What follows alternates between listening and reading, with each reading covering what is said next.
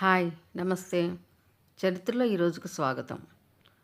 తండ్రి పడుతున్న కీళ్ళ నొప్పుల బాధను చూడలేక ఒక కొడుకు చేసిన అన్వేషణ ప్రపంచ వైద్య చరిత్రనే మార్చేస్తుందని ఎవ్వరూ ఊహించలేదు.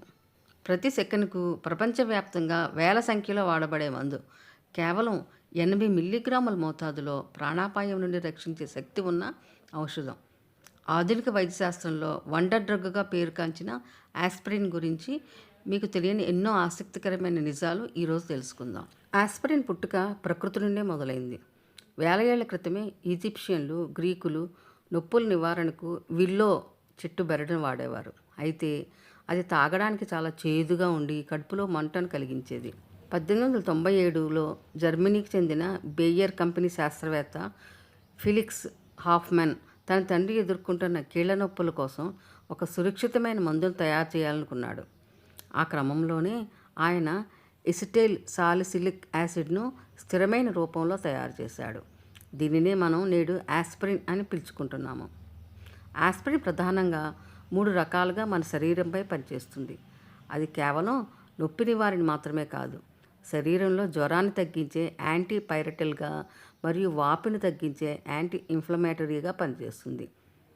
ఇది రక్తంలోని ప్లేట్లెట్లు ఒకదానికొకటి అంటుకోకుండా చూస్తుంది. తద్వారా రక్తం గడ్డకట్టకుండా ప్రవహించేలా చేస్తుంది. సాధారణ నొప్పులకే కాకుండా గుండె సంబంధిత వ్యాధులు ఉన్నవారికి ఆస్పిరిన్ ఒక వరప్రసాదం. రక్తాన్ని పలచబరిచే గుణం ఉన్నందున వైద్యులు దీనికి తక్కువ మోతాదులో సూచించి గుండెపోటు మరియు స్ట్రోక్ ప్రమాదాలను తగ్గిస్తున్నారు. ఆశ్చర్యకరమైన విషయం ఏమిటంటే వైద్యంలోనే కాకుండా మొక్కల సంరక్షణలో తాజా పూలదనానికి మరియు బట్టలపై మరకలు వదిలించడానికి కూడా దీనిని ఉపయోగిస్తున్నారు.